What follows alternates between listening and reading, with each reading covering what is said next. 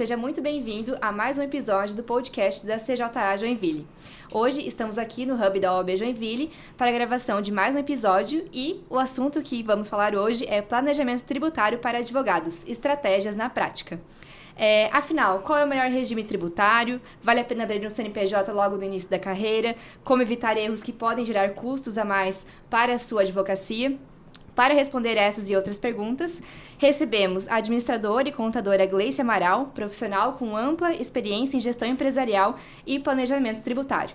Além da Gleice, temos aqui dois membros da Comissão da Jovem Advocacia, Dr. Marcos e doutora Maria Júlia. Então, sejam muito bem-vindos. Gleice, muito bem-vinda ao nosso podcast. Muito obrigada pelo convite. É uma honra poder contribuir com um assunto tão relevante para a advocacia, principalmente nesse ano de 2026. Legal, perfeito. Gleice, prazer te conhecer. Só estendendo o que a Rafa falou, é muito gratificante ter você aqui para tratar de um assunto que, para nós que estamos começando a advocacia, é o ponto crucial e virada de chave. E para a gente começar, eu gostaria de entender um pouco sobre a tua trajetória, o porquê escolher a área de atender advogados e principalmente quais são as demandas que hoje você vê que mais advogados pedem hoje para a gente. Sim. A minha trajetória com a contabilidade para advogados surgiu porque a minha formação inicial é administração. Então, através da administração, o meu cliente era o advogado para cálculos de liquidação de sentença, revisional de juros, e sempre surgia aquela queixa da necessidade de uma contabilidade especializada. Então, ali eu enxerguei uma oportunidade e passei a voltar todo o meu conhecimento, toda a minha atualização para a advocacia. Então, desde 2019, nosso escritório é 100% nichado em advogados autônomos e sociedades de advogados. Pô, interessante, ainda mais quando a gente vê hoje num mundo que nem esse, que a gente está passando por mudanças, né? Acredito que ter alguém que trabalha junto, principalmente para o empresário, principalmente para o advogado que hoje é empresário, né? Acho que é um assunto que cada vez mais cresce, né? Cada vez mais necessário, né? Exato. Quanto a isso. Exatamente. Massa, muito massa. Certo, Gleice. Então, sobre o planejamento tributário, ele começa antes da nota fiscal.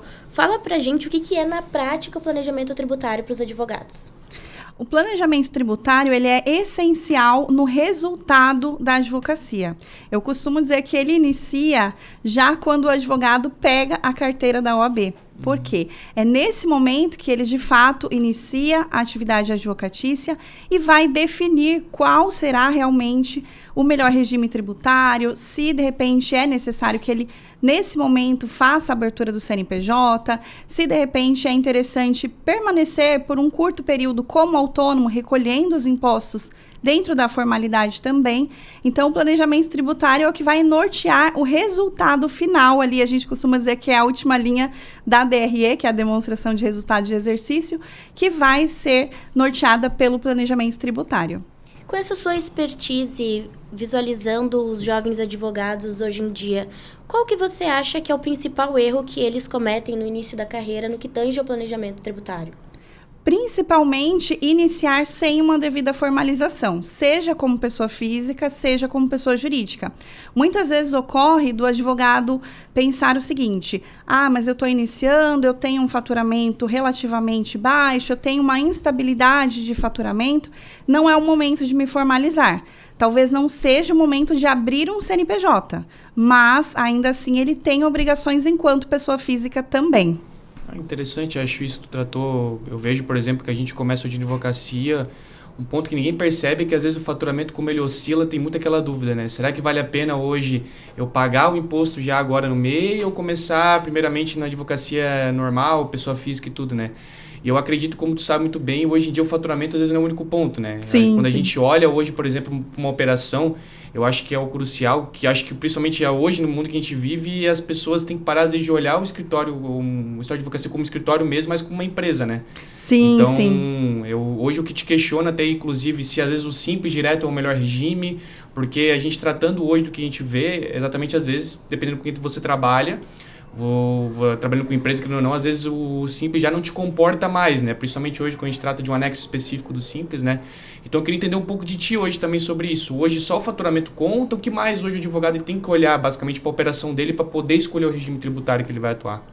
No passado, o faturamento era o fator determinante. A gente considerava a média de faturamento para, de repente, eu vou permanecer como pessoa física, vou abrir um CNPJ enquadrado no Simples, de repente vou para um lucro presumido. Hoje, isso não é a verdade absoluta. A verdade é que hoje nós temos que olhar para cada escritório individualmente.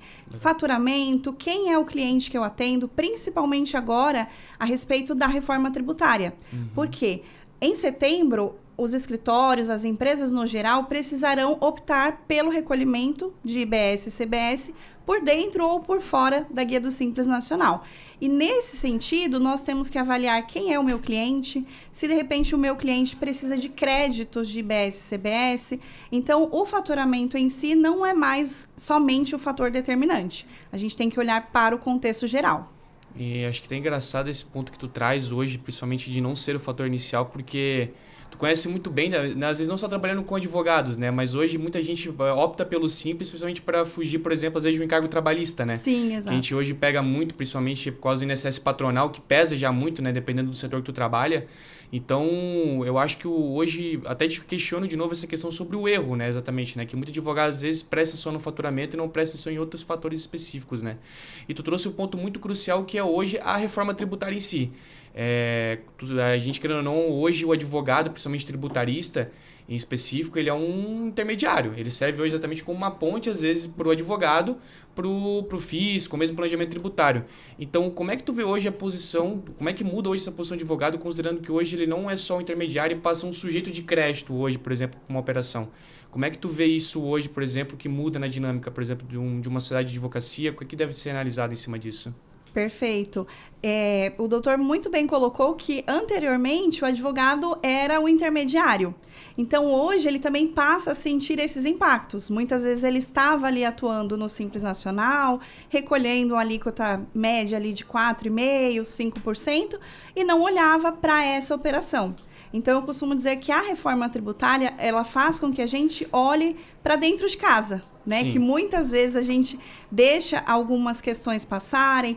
Então, essa análise não serve mais somente para o cliente do advogado tributarista, do contador em si. Na verdade, ele tem que primeiro olhar para a casa dele, né? Olhar internamente para o escritório, muitas vezes olhar para a precificação, contratos de longo prazo também é um ponto muito delicado com essa transição, um período longo da reforma tributária. Então, primeiro, organizar a casa. Interessante. Eu acho que tu trouxe um ponto também que é o crucial, que hoje, basicamente, numa dinâmica de um advogado está começando, um contrato mensal normalmente não te deixa rico, mas paga tuas contas, né? Exatamente. Então, o que tu acha que muda, principalmente nesses contratos que a gente tem hoje, agora, por exemplo, de longo prazo, esses contratos de 5, 6 anos, que vão pegar já a transição do IBS, como é que se influencia, principalmente, você hoje montar um contrato em cima disso? O que tu vê? Porque exatamente vai mudar, que tem que já ser avaliado a partir de agora já. Primeiro ponto, voltando na questão que comentamos anteriormente, quem é o meu cliente e se eu vou apurar IBS e CBS por dentro ou por fora da Guia do Simples Nacional. Por quê? Essa opção que nós faremos agora em setembro vai determinar o fluxo de caixa e o recolhimento mensal. Então, nesse caso, optando por um ou outro, eu tenho que considerar qual alíquota eu pagarei ali ao longo dos meses a partir dessa opção. Então, é interessante considerar, primeiro, a análise geral de quem é o cliente, quanto que eu vou pagar ali mensalmente, se dentro ou fora do Simples Nacional, e com isso, diluir essa alíquota ao longo prazo. Então, de repente, se tem um contrato aí de 5 anos, a gente tem que considerar também essa variação. Pô, legal. Interessante. Gleice, voltando um pouco ao início de quando o advogado ele sai da faculdade e começa a advogar, falando um pouquinho sobre a gestão financeira e o crescimento do escritório, o que você diria para nós, jovens advogados, sobre a importância de separar as finanças da pessoa física para a pessoa jurídica? Que por mais que seja um ponto inicial, eu acho que é bastante importante os advogados entenderem a necessidade dessa separação, né? Sim, sim. E isso se tornou ainda mais importante em 2026. Porque a partir de 2026 nós tivemos uma legislação alterada que limita a distribuição de lucro isenta. O que acontece? A Receita Federal ela passa a olhar para a movimentação do sócio com outro olhar. Então, por exemplo, o sócio transfere 50 mil isento de imposto de renda, mas ele não tem o hábito, não tem a gestão financeira de pagar suas despesas pessoais em conta física. Então, a Receita ela pode olhar para essa movimentação também como distribuição de lucro. Então, a separação de finanças é essencial para evitar confusão patrimonial e também para passar por esse tipo de fiscalização com tranquilidade. Isso não é nem só parte tributária, mas questão de segurança também, Exato. né? Segurança jurídica do próprio escritório, né? Porque às vezes a gente vê casos de empresas, né? Sendo responsabilizadas, empresários no caso, sendo responsabilizados na pessoa física por conta dessa ausência de separação patrimonial, né? E é aquele ditado, né? Casa de ferreiro, espeto de madeira, né? Exato. Então, é realmente um ponto que, às vezes, sem ter o CNPJ, fica difícil fazer essa separação, né? Mas é realmente um ponto que, para a jovem advocacia, é muito importante ter essa noção, né? Dos riscos que está correndo de não fazer essa separação patrimonial, né? Exatamente. E falando um pouco sobre os riscos, Leici, qual que tu acha que são os indicadores que os advogados eles devem estar prestando atenção mensalmente? Primeiramente, essa questão de separar finanças. Então, até mesmo o advogado que atua como pessoa física, eu costumo recomendar o seguinte: tenha uma conta para recebimento de honorários. Essa conta, você vai preencher ali mensalmente o carnê-leão, quais são os seus honorários, quais são as despesas. Então, é muito importante que ele tenha, primeiro, essa consciência em relação à gestão financeira e, em seguida, faça o planejamento em relação ao momento de migrar para uma pessoa jurídica.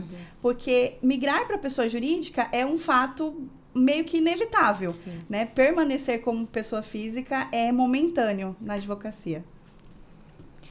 Então, na tua opinião, quais são os hábitos que podem fazer diferença na saúde financeira do escritório que o advogado, quando ele percebe agora é necessário que eu vá para a pessoa jurídica e abra um escritório efetivamente? Quais são os hábitos que você acha que são essenciais para manter a saúde financeira?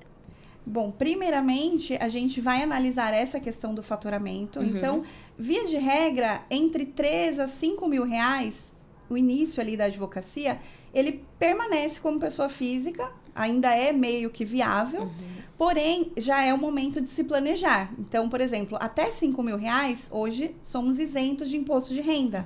Acima desse valor, a gente já tem alíquotas que iniciam em 7,5%, enquanto no Simples Nacional a alíquota inicial é de 4,5%. Então, é necessário esse planejamento em relação a faturamento. Então, eu tenho, de repente, um processo, um contrato com um valor maior. Então, talvez seja o momento de se programar para a abertura do CNPJ, vislumbrar quais são os custos para manutenção. Então, temos a taxa de registro do contrato na OAB, tem a questão da anuidade do advogado, tem os custos para manutenção do escritório em si, então, os impostos mensais, folha de pagamento do sócio, inclusive, ele tem que ter essa separação ali entre o salário dele e a distribuição de lucro. Então, são pontos cruciais para esse planejamento.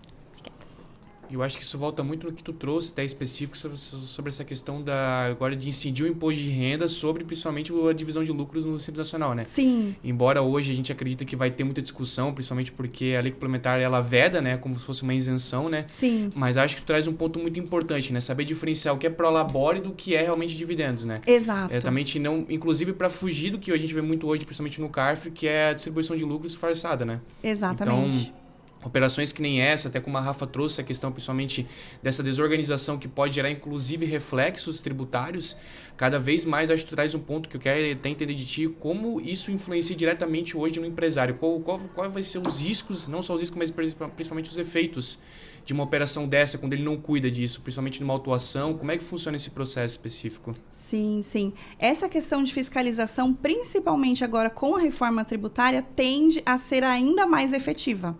Então, essa questão de confusão patrimonial, movimentação de despesas do sócio na conta da empresa, isso tende a acender um alerta maior do que já vem acendendo ali na Receita Federal. Então, é importante que o advogado tenha essa consciência, porque isso tem reflexos na manutenção do escritório.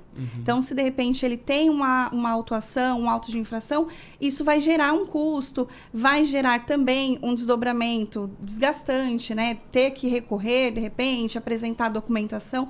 Então, tudo isso faz parte da gestão. Então, é importante que ele tenha essa consciência empresarial. Eu sempre costumo dizer que o advogado ele tem que se enxergar como empresário, né? Ele é advogado, é a função principal, porém, por trás, ele tem um CNPJ. Sim. E esse CNPJ tem obrigações. Então, é importante que ele mantenha esse cuidado em relação a esses riscos também. Legal.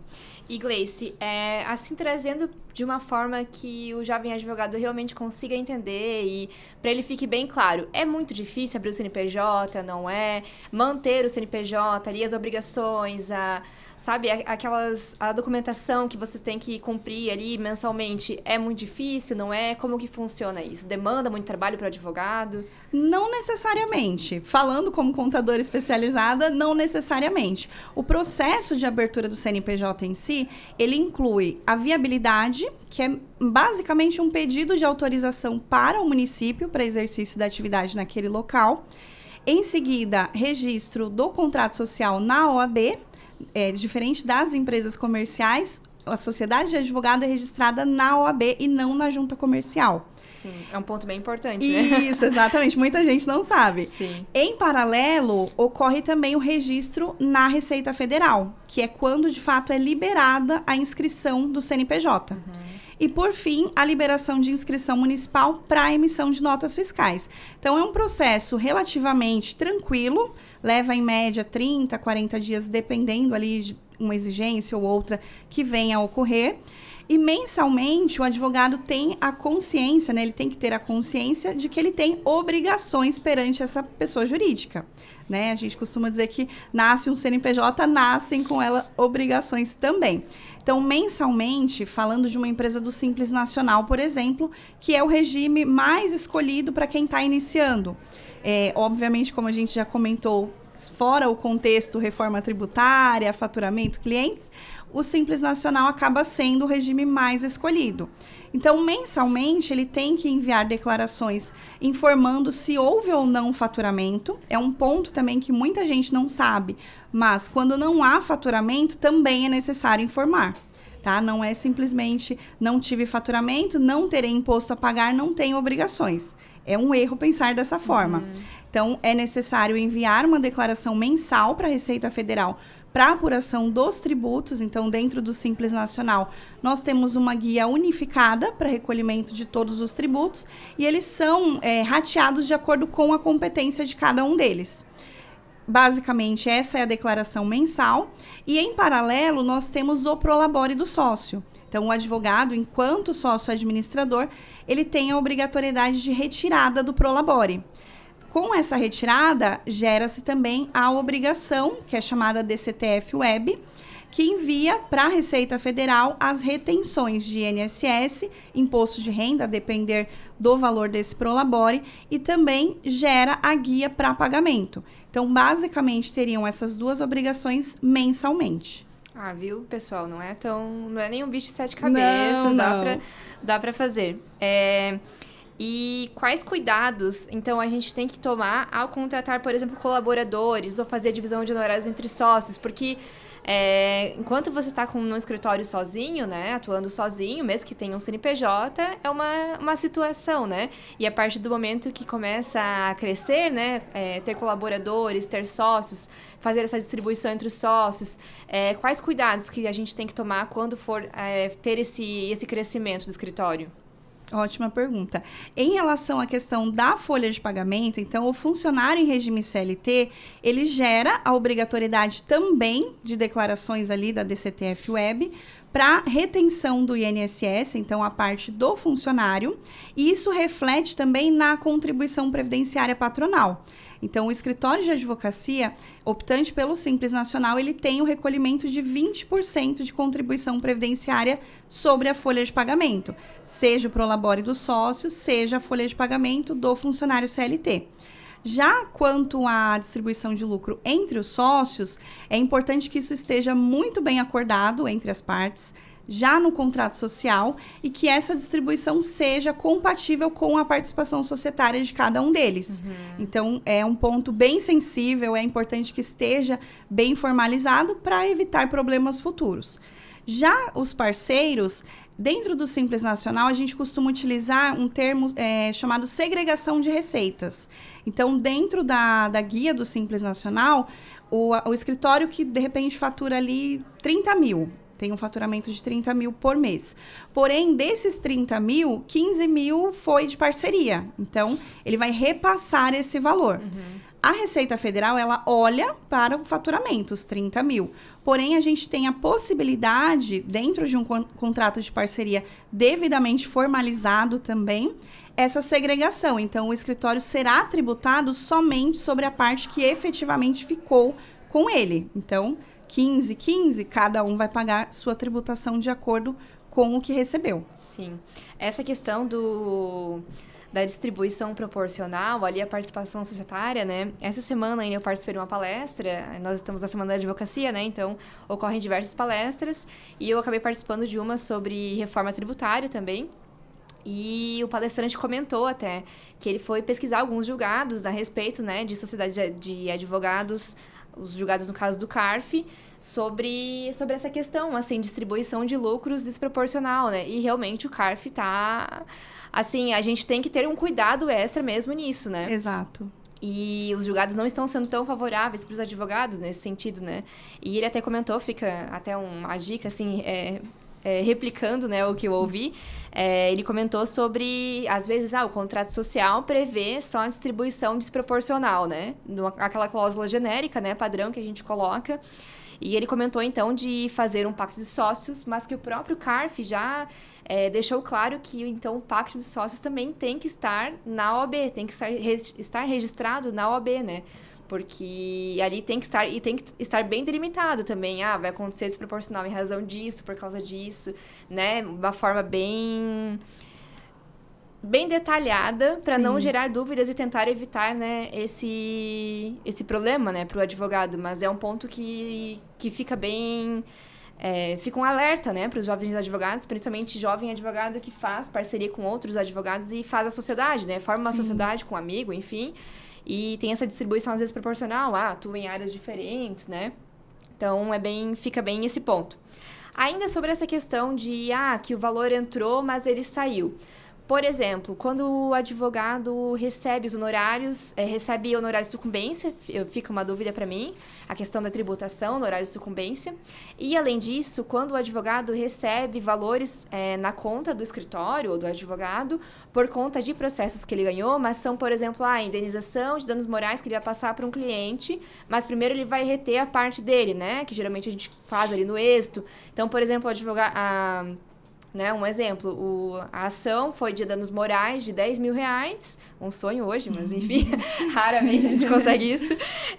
Então, vamos dizer que foi uma indenização de danos morais, R$10 mil, mas o êxito do advogado é 30%, então 7 mil vai para o cliente, ele não vai ficar com esse dinheiro, mas vai entrar na conta dele. Como agir dessa forma? Né? Quando ocorrer isso, como agir? Como que a gente faz para... tributado, não é tributado? Como não ser tributado?